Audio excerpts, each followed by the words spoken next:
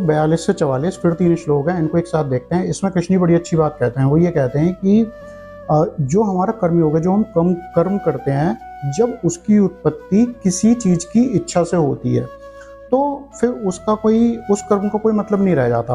होता क्या है कि अब जैसे उन्होंने एक एग्जाम्पल लिया कि स्वर्ग की प्राप्ति हेतु जो लोग वेद वाक्य करते हैं या वचनों को कहते हैं या बहुत सारे अनुष्ठान करते हैं कि भाई मुझे कल को इतना ये चीज़ मिल जाए, इसके लिए मैं आज इतने दिनों तक ये व्रत करूँगा या ऐसे करूँगा।